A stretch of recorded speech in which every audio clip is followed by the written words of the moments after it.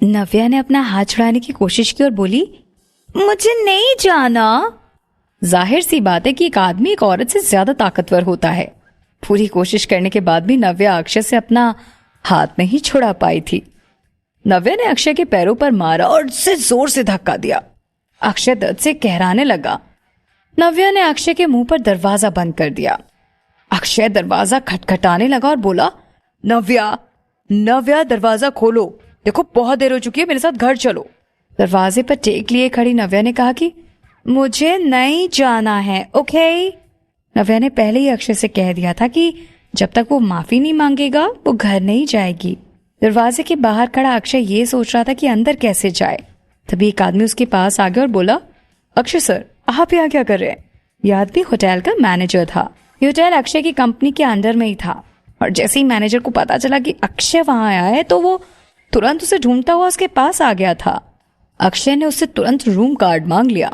Manager को समझ नहीं आया कि वो क्या करे, क्योंकि ये होटल के रेगुलेशंस के खिलाफ था। उसने अक्षय से पूछा, सर हम ऐसा नहीं कर सकते, अंदर जो गेस्ट हैं क्या आप उन्हें जानते हैं? अक्षय ने थोड़ा सोचा और फिर बोला, आप रिसेप्शन पे चेक करो, अंदर जो गेस्ट है वो मेरा कार्ड यूज कर रही है और मुझे ये पता करना है कि वो यहाँ अकेली आई थी या फिर किसी के साथ आई है। ओह यस सर, मैं अभी चेक कराता हूँ। मैनेजर तुरंत अक्षय की बात मान गया और किसी को फोन करते हुए कुछ बोला। जैसे ही मैनेजर को पता लगा कि उसने होटल स्टाफ को रूम कार्ड के साथ ऊपर आने को कह दिया और जैसे ही मैनेजर को पता चला कि वाकई में अक्षय का कार्ड यूज हुआ है, उसने तुरंत होटल स्टाफ को रूम कार्ड के साथ ऊपर आने के लिए कह दिया। मैनेजर ने अक्षय से कहा, सर रिसेप्शनिस्ट ने कंफर्म कर दिया है, ये गेस्ट अकेली आई थी। ये सुनकर अक्षय अब काफी निश्चिंत हो गया था।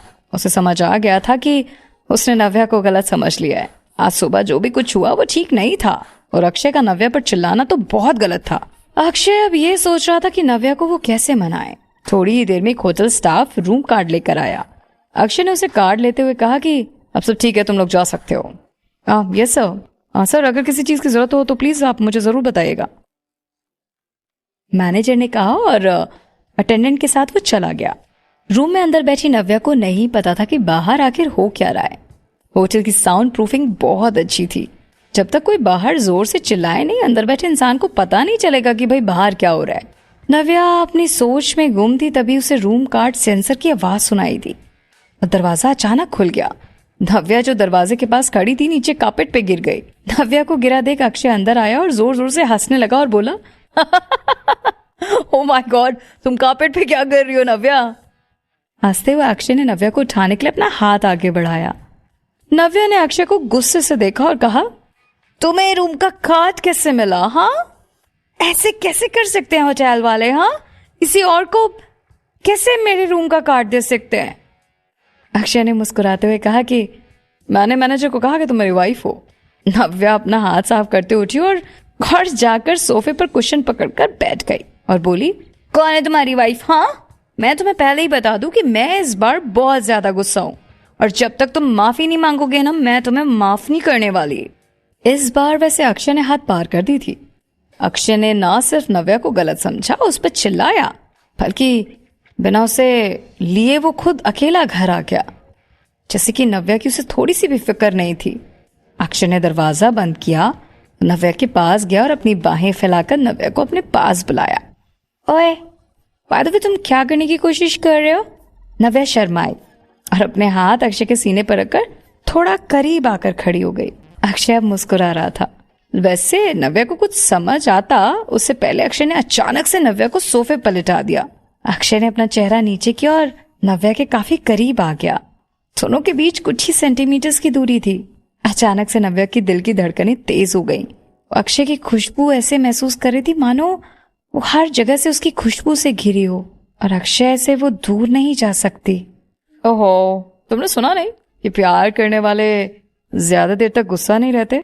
तुम चाहती हो ना कि मैं तुमसे माफी मांगू ना, तो मुझे मेरी सच्चाई भी बतानी चाहिए।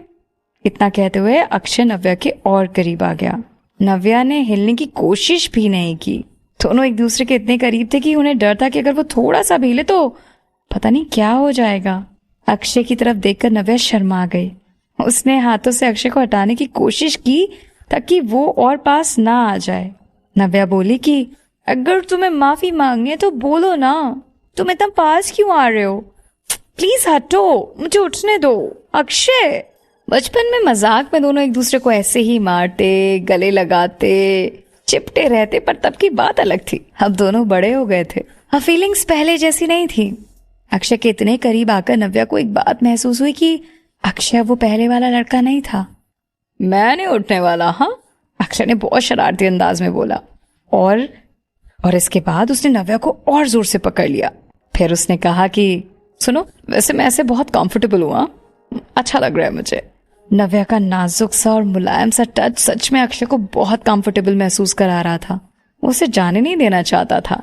नव्या ने अक्षय की तरफ देखा और शर्माते हुए कहा कि तुम कंफर्टेबल हो पर मैं नहीं, प्लीज उठो।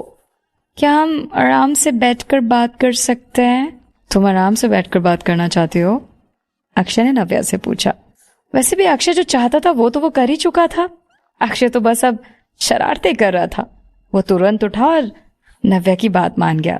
नव्या को समझ आ गया कि अक्षय बस उसे छेड़ रहा था। नव्या सोफे के किनारे होकर कुशन लेके बैठ गई। अक्षय और नव्या आमने सामने बैठ गए। अक्षय नव्या के पास आया और बोला कि ये बताओ, मैं कैसे माफी मांगू जिसे तुम मुझे माफ कर दो? जैसे बचपन में अक्षय नव्या को मनाता था, समझाता था, दोनों उसी तरह से बैठकर बातें कर रहे थे। अक्षय को बात बहुत अच्छे से पता थी कि जब तक वो उसे माफी नहीं मांगेगा तब तक नव्या का गुस्सा शांत नहीं होगा। और आज जो हुआ था, नव्या उसके बारे में सोचकर वैसे ही बहुत गुस्सा थी और उसने तुरंत अक्षय से बोला, तुम्हें पता भी आज तुमने क्या किया है?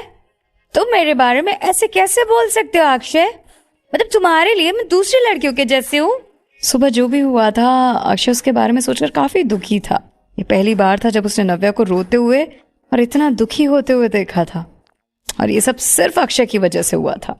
अक्षय ने बहुत प्यार से नव्या से कहा कि आई एम सॉरी, मुझे नहीं पता आज मुझे क्या हो गया था Navya, but I am really sorry. इतना सुनकर नव्या को अच्छा लगा और उसका गुस्सा कम हो गया।